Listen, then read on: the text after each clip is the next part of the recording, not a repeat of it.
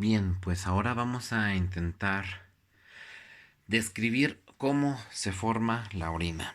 Em, para formar la orina, pues bueno, la estructura principal de la que vamos a servirnos es lo que se denomina nefrona, que habíamos dicho que tiene que ver sobre todo en su parte central con la cápsula de Bowman, pero aparte con estos túbulos que hacen vueltitas, o es decir, que se contornean después de la cápsula de Bowman y que finalmente van a acabar en esta estructura. Aquí más o menos en el dibujo intento representar un riñón.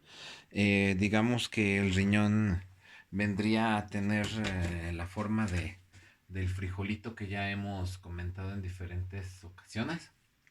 Y de este lado, supuestamente lo que estoy intentando hacer es suponer que al riñón le va a entrar una arteria y va a salirle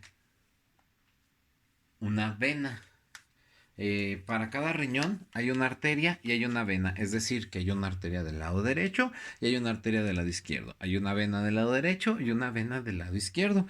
Y por supuesto que hay un tubo más grandecito que está por delante y hacia abajo, que sería por donde saldría la orina, que es el que se le conoce como uretero. Uretero. Entonces, vamos a tratar de hacer una especie de historia aquí de qué va a ser la sangre al momento de que entra y sale del riñón y qué es lo que se le va a ir retirando o se le va a ir agregando a la orina. Sí, o sea, de la sangre para formar la orina conforme va pasando por cada una de las partes de todo este sistema, que es un sistema que está hecho para filtrar, es decir, para que se quede lo que se tiene que quedar y para que se salga lo que se tiene que salir. Dentro de las funciones que habíamos platicado del riñón, pues la más conocida es esta de filtrar las toxinas, tanto las toxinas que generamos en nuestro cuerpo como desecho del metabolismo, así como toxinas que podemos ingerir a partir de alimentos o a partir inclusive de medicamentos, que estos pues también tienen que abandonar el organismo, si no podrían llegar a provocarnos efectos indeseables. Entonces, la forma más ¿cómo decirlo? De la forma en la que salen más medicamentos, la mayoría de los medicamentos es por la vía renal, es la vía de eliminación más común. Claro que hay otras, pero bueno, es la renal la que en este caso nos compete imaginar. Entonces, vamos a hacer un poquito aquí, o sea, del corazón, que se supone que estaría muy hacia allá arriba, va a venir una arteria, que sería la arteria renal, y va a entrar al riñón. Al momento de entrar al riñón, como si fuera un arbolito, este va a empezar a sacar diferentes ramas. Y de estas ramas van a hacerse, se llama arteria cuando entra, pero cuando se hacen unas venitas muy chiquitas, unas, perdón, no venitas, unas arterias muy chiquitas, se les llama arteriolas. Entonces, tenemos una arteriola aferente, que es la que va a entrar en la cápsula de Bowman, y tenemos una arteriola eferente, que es la que va a salir. Entonces, imaginamos que más o menos la sangre viene llegando por acá y que la sangre va a salir por acá. Un número que aquí creo que es importante para ustedes conocerlo es cuánta sangre va a entrar ahí por día. O en este caso, para efectos de medir la función del riñón, le llamamos esto el filtrado glomerular o tasa de filtrado glomerular. Entonces, la tasa de filtrado glomerular, más o menos decimos que es de unos 120, 125 mililitros de sangre por cada minuto. Igual ya después, si ustedes quieren, pueden decir, pues cuánto por hora, cuánto por día, o si quieren hasta cuánto por segundo. ¿Qué quiere decir ese numerito? Que de toda la sangre que va a entrar al riñón, cada minuto 120 mililitros de sangre van a ser filtrados por el riñón. Esto es literalmente una coladera, es decir, lo que va a quedarse dentro de las arteriolas son moléculas muy grandotas que, si lo pensamos de cierta forma, que no caben por los agujeritos de lo que sería estas células que son los llamados podocitos. Entonces, lo que no cabe por ahí se va a quedar adentro de la circulación sanguínea o de la circulación arterial. Pero lo que sí cabe va a pasar al interior de lo que sería la cápsula de Bowman, es decir, pasaría a esta parte. Ese primer paso que básicamente, o sea, si pensamos que la sangre tiene de dos sopas, tiene células y tiene agua, entonces las celulitas y moléculas más grandes se quedan dentro. Todo lo que es líquido o moléculas pequeñas quedan afuera.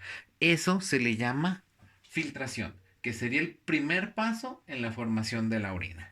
Entonces la filtración la podemos también entender como, eh, como separar o como colar el plasma de la sangre.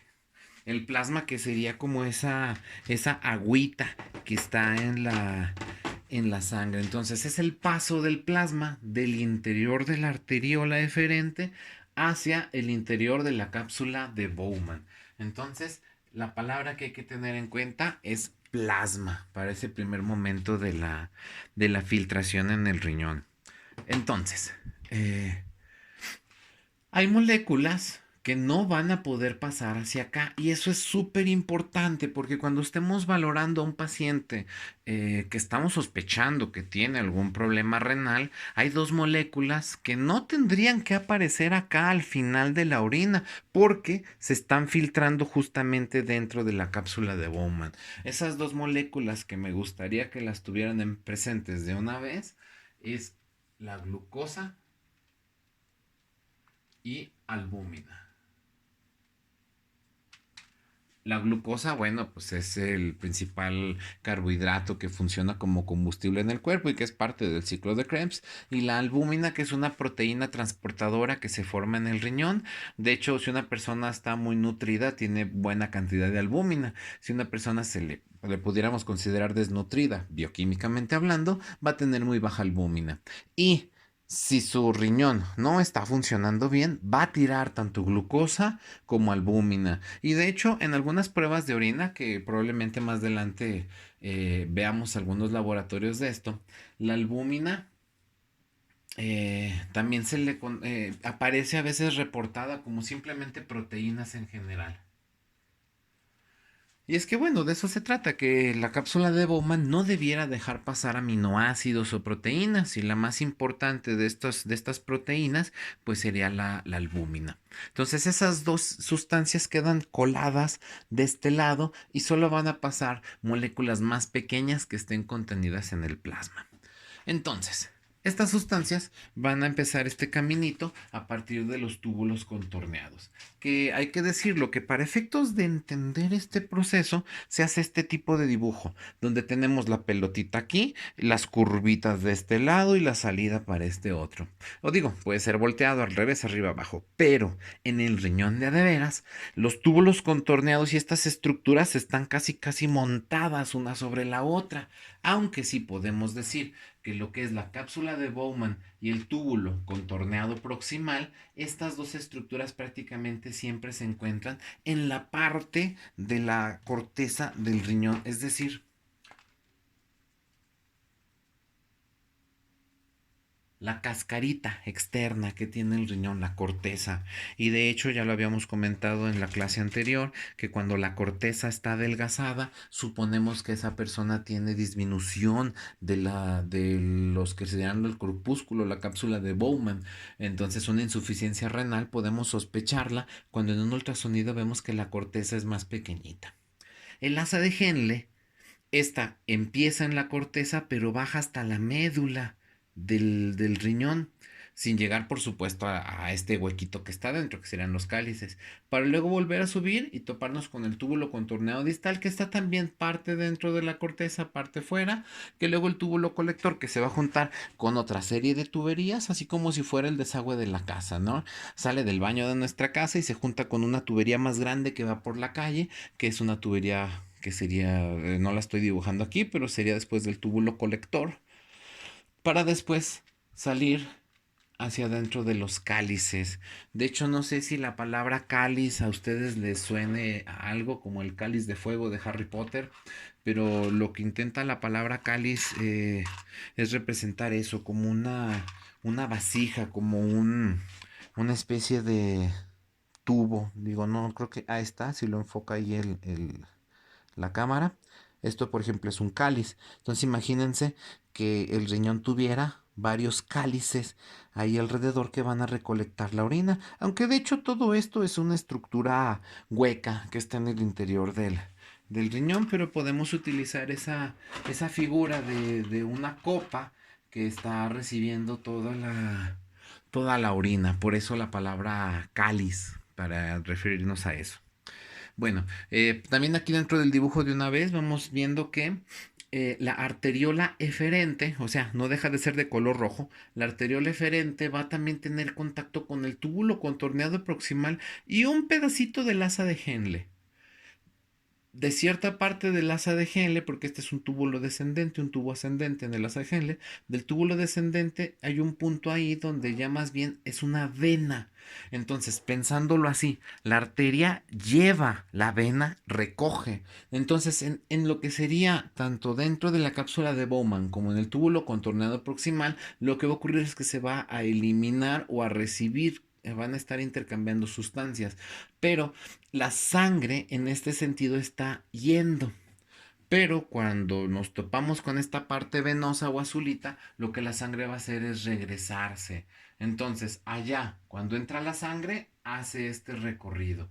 Y finalmente se recoge todo lo que va a absorberse de allá y va a salir por aquel lado del riñón. Entonces, el filtrado o el colado de las sustancias de la sangre no nada más es dentro de la cápsula de Bowman, sino dentro de los túbulos que le siguen a la misma. Entonces vamos a poner algunas de las sustancias que principalmente son absorbidas después de pasar por la cápsula de Bowman. Entonces, luego con lo que nos vamos a topar es con el túbulo contorneado proximal. En el túbulo contorneado proximal se dice que más o menos se va a estar recuperando, sobre todo de agua, de un 65 a un 70%. Vamos a ponerlo aquí. De un 65, bueno, 65 a 70% de agua. O sea, muchísima agua se va a absorber en ese lugar. Para efecto de que nos quepa todo ahí en el espacio que le asignamos, pues vamos a poner nada más agua, ¿no? Algunas otras sustancias de interés que van a absorberse, porque esa es la siguiente parte. O sea, aquí se coló todo a las bravas, digamos, el agua, obviamente, que es una molécula muy chiquita, va a pasar para acá, pero el túbulo contenedor proximal se va a encargar de que no se pierda demasiada agua y que por lo tanto no nos deshidratemos. Entonces, bueno, el agua es de lo principal que se está absorbiendo ahí, pero también ahí se yo logro absorber calcio, potasio, magnesio, vamos a escribirlos. Calcio, potasio, bueno, muy fea como me salió esa acá. Potasio, magnesio. También ahí se puede llegar a absorber algo de glucosa o de aminoácidos que se hubieran podido escapar por acá. Glucosa y aminoácidos. En lo que seguiría es el asa de Henle. De hecho, el asa de Henle, hasta cierto punto, hay que entender que en la parte de a mero abajo del asa de Henle casi no hay movimiento de sustancias ni hacia adentro del tubito como hacia afuera. O sea, ni se absorben ni se secretan demasiadas sustancias. Entonces, en ese sentido, el asa de Henle no tiene gran efecto, pero podemos decir sobre todo que en las porciones más proximales a los túbulos sí hay algo de absorción, sobre todo un 15% de esa agua que nos faltaba por absorberse, o sea, eran 70 allá arriba, ahora que es un 15%, y también un poquito de cloro, calcio, potasio, magnesio. Vamos a ponerlas ahí, cloro, calcio, potasio, magnesio. Cuando va la orina por acá en el túbulo contorneado distal, algunas de las sustancias que todavía van a alcanzar a absorberse es el calcio. Y Finalmente, hacia el túbulo colector se va a liberar algo de potasio. Eso tiene su importancia, sobre todo cuando pensemos en medicamentos que actúan en alguna de estas áreas, porque por ejemplo medicamentos que actúan en el túbulo contorneado distal o en el túbulo colector son medicamentos que nos van a tirar potasio. Entonces ahí tiene algo de importancia en ese sentido. Entonces, esa siguiente parte, después de la filtración que se da allá, donde en los túbulos se recoge, es decir, se vuelve a absorber, pues tiene ese nombre, ¿no? Reabsorción. Es decir, que las sustancias que se lograron escapar de por acá del filtrado en la cápsula de Bowman van a todavía reabsorberse en alguna de estas zonas de los túbulos. Y por el contrario a la reabsorción, va a haber todavía algo de secreción, es decir, de salida de algunas sustancias. Por ejemplo, algunas de las que tenemos que pensar ahí que van a estar saliendo es sobre todo la urea. Vamos a ponerla acá en el túbulo contorneado proximal. Urea, siendo pues de las principales sustancias que se van a estar eliminando, ya que la urea es precisamente una sustancia de desecho del organismo. Luego, hacia el túbulo contorneado distal se va a estar eliminando iones hidrógeno, que eso tiene importancia sobre todo para mantener un pH. pH es cuántos hidrógenos hay. Si el pH es muy bajo, hay muchos hidrógenos. Si el pH es alto, hay poquitos hidrógenos. Entonces, para también ayudar al equilibrio de los iones hidrógeno en el cuerpo, es decir, para ayudar al equilibrio del pH, el túbulo contorneado distal secreta todavía iones hidrógeno hacia la parte, hacia adentro de los túbulos. También se va a secretar ahí potasio en esas alturas. Y en el túbulo colector hay también hay secreción de ¿cómo se llama? De sodio.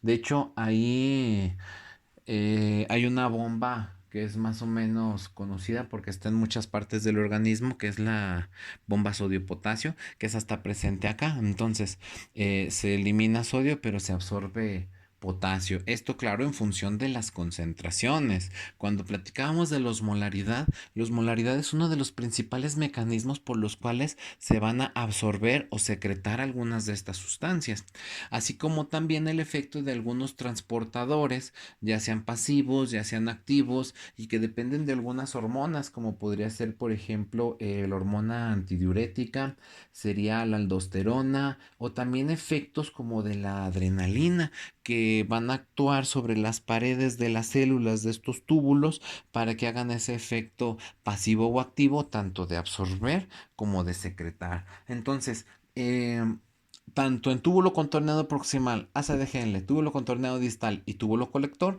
vamos a tener reabsorción y secreción en ambas partes. Entonces, bueno, ahí la importancia que quiero que ustedes tengan es que ustedes tengan presentes es que no nada más va a ser absorber sustancias, sino también acabar de eliminarlas. O sea que no todo el trabajo es ahí dentro, como pudiéramos pensarlo en un primer vistazo, sino que se da a lo largo de todo el recorrido que va a ser la orina por acá. También hay que tener ahí en cuenta que hacia el túbulo contorneado proximal, algo de lo que se va a eliminar son medicamentos. Es decir, desde aquí el cuerpo va a empezar a tirar, ahora sí que en este sentido, de la arteriola eferente al interior del túbulo contorneado proximal, desde ahí va a tirar el cuerpo medicamentos, es decir, no todo se tira por allá. Sin embargo, cuando hay una insuficiencia renal, hay que tener en cuenta los medicamentos que se eliminan por aquí por el riñón, porque se pueden acumular en el cuerpo. Hay tablas y diferentes cálculos para cada medicamento que nos dicen, ¿sabes qué? Si la persona le falla un riñón y nada más trabaja un 70%, Entonces, de una pastilla que le dabas, dale nada más una cuarta parte, dicho de manera muy así brusca, ¿no? Porque de hecho esto se hace en cálculos de miligramos muy específicos al respecto. Y eso es en función de aquello que estoy anotando allá, que sería la tasa de filtrado glomerular.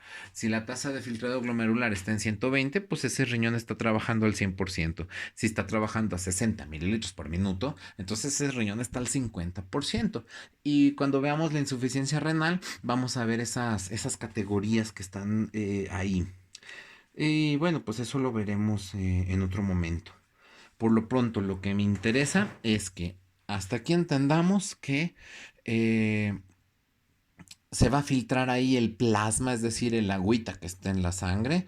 De ese filtrado se va a absorber, pero en el camino se van a tirar algunas sustancias.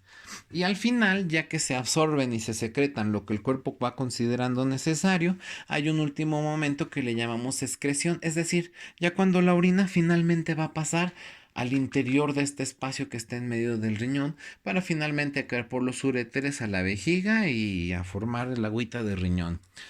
Entonces, dentro de las sustancias que llegan al mero final del recorrido, vamos a tomar en cuenta algunas.